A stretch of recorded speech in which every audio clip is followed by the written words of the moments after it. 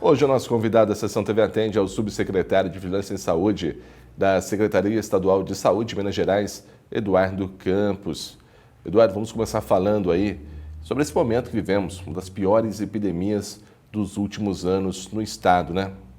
Minas Gerais vive o pior ano epidêmico da história, né? Nós estamos falando aí, o ano anterior de 2016 tinha sido o com maior volume de casos. Nesse ano, já em janeiro, no início de janeiro, apresentávamos aí uma curva epidemiológica muito agressiva e que se mostrou verdadeira. Então, nas 28 regiões de saúde do estado, nós temos um quadro de epidemia já deflagrado.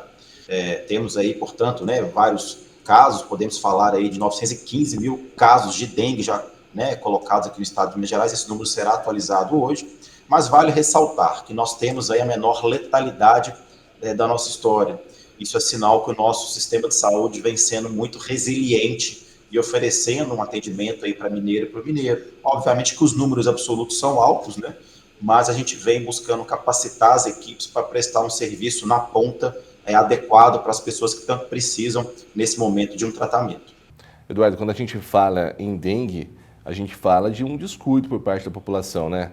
Aqui em Andradas, 95% dos focos estão nas residências. Isso deve acontecer em outras regiões do estado também, né? Exatamente, o ponto que você citou é importantíssimo.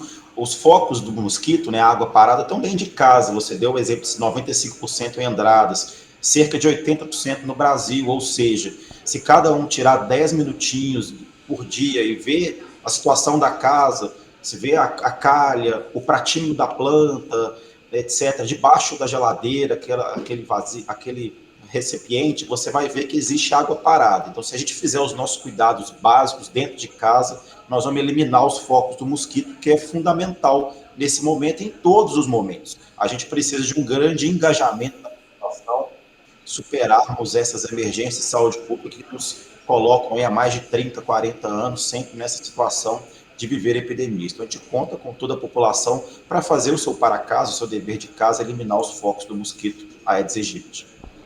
Eduardo, o que falta hoje? É falta de informação da população? Não. Existem ações constantes do Estado e das prefeituras. Tem uma explicação a essa epidemia que a gente vive hoje? Pessoas perdendo a vida, hospitais lotados. A gente pode associar a epidemia desse ano a alguns fatores. O primeiro é a questão climática.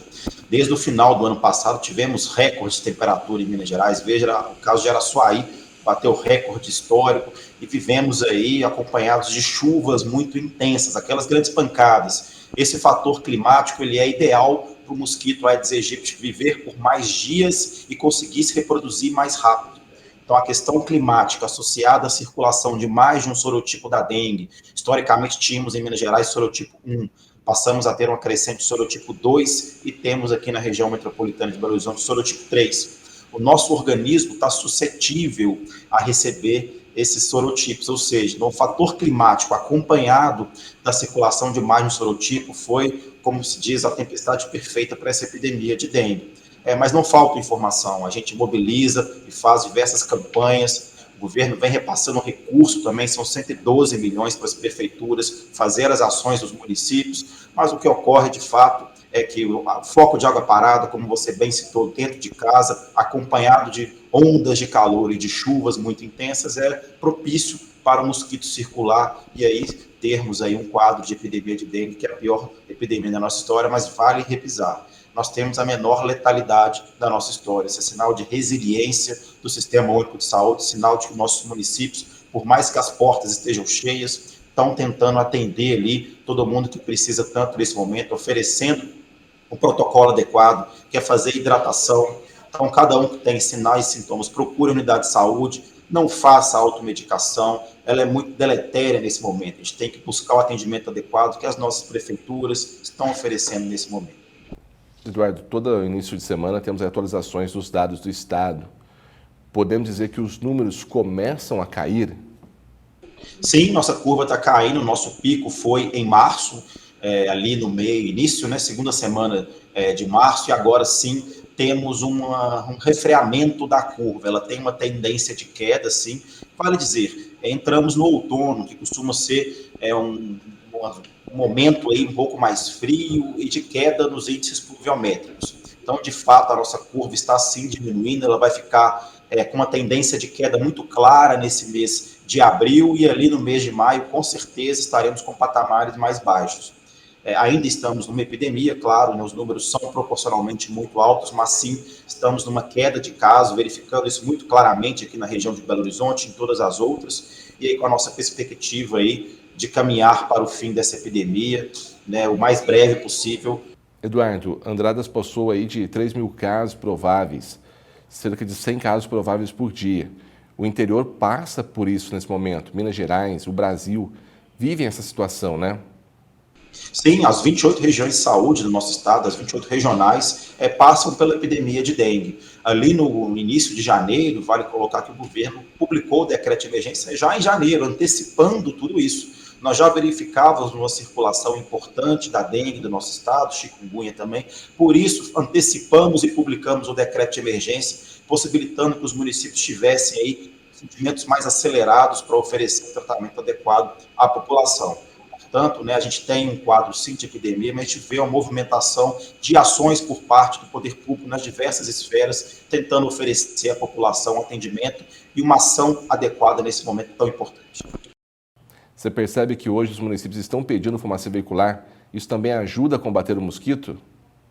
Sim, o fumacê é uma das metodologias aplicáveis, né? Tecnicamente a gente chama de ultra baixo volume, mas popularmente de fumacê, sim, é uma metodologia que consegue tentar eliminar aí o mosquito, mas vale colocar, é fundamental que a gente elimine os focos do mosquito, ou seja, eliminar a água parada que vai gerar a larva e que pode gerar o mosquito.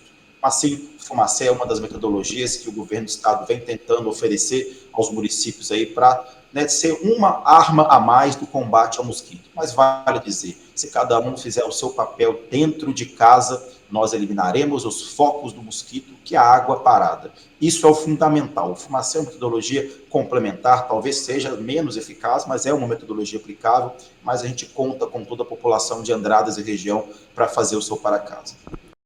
Nós recebemos na última semana o fumacê veicular. Vai acontecer mais 2 ciclos. Acontece ainda o trabalho com as bombas costais, mas o fumacê não resolve o problema, né, Eduardo? Exatamente, o fumacê é uma metodologia que vai matar o mosquito. A gente precisa eliminar os focos de água parada, ou seja, a população deixa o agente de endemia entrar na sua casa, ele vai fazer um papel de orientação para você ver onde tem água parada, eliminar a água parada. Isso é o fundamental. O BV, a bomba costal, vai eliminar mosquito, a gente precisa eliminar o foco, a água parada. Se destinarmos a nossa ação, cada um dentro de casa, 95% dos focos em Andradas e região estão dentro de casa. Se fizermos a nossa parte, eliminar a água parada, nós vamos eliminar o mosquito, e aí não vai precisar do fumacê e da bomba costal, mas a gente precisa do apoio de toda a sociedade para tanto. Eduardo, a vacina faz parte de alguns municípios, mas não para todo o Brasil.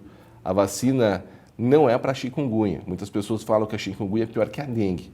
Vale essa conscientização em continuar eliminando os focos? Exatamente, né? A vacina para dengue é uma perspectiva de médio e longo prazo, não vai salvar esta epidemia de dengue. A gente vê com bons olhos o Instituto Butantan desenvolvendo uma vacina própria de dengue também, com perspectiva de chikungunya, mas a gente precisa continuar fazendo o controle do vetor, continuar tentando eliminar a água parada, pois caso não façamos isso, poderemos ter epidemias futuras. Obviamente que a vacina aí certamente nos dará um alívio nos próximos anos aí de conseguir alargando o público que será vacinado, e aí sim, vacinando toda a população contra a dengue, em longo prazo, conseguiremos eliminar essas emergências de saúde que tanto nos assolam aí nos últimos anos. Mas, vale dizer, continuamos precisando fazer o controle do vetor. Eliminar focos de água parada é fundamental para este e para os próximos anos também. Falando agora, se Deus quiser, vamos passar por esse período, por essa epidemia logo, mas existe uma previsão para o período chuvoso para o final do ano em relação a casos ainda? Como vocês estão trabalhando? A gente espera que não tenhamos uma epidemia tal como estamos vivenciando nesse ano. Nosso organismo estará mais preparado, né, obviamente, para receber, mas a gente continua precisando contar com o apoio da população. Se a gente se engajar e de fato fizer o nosso papel, nós não teremos epidemias futuras. Vale dizer, para quem precisa, né, tá aí dentro do público-alvo de 10 a 14 anos nos municípios mineiros, vamos vacinar. Vacina de 2 doses, uma vacina segura, eficaz. Então, para a criançada, né, para os jovens e adolescentes de 10 a 14 anos, bora vacinar, gente. A vacina é muito segura. Pais responsáveis, levem seus filhos. E vamos fazer o nosso dever de casa, 10 minutinhos por dia, eliminar foco de água parada, que aí certamente no próximo período chuvoso não teremos essa situação tão grave como vivemos nesse início de 2024. Conversamos hoje na Sessão TV Atende com o subsecretário de Vigilância em Saúde da Secretaria Estadual de Saúde de Minas Gerais.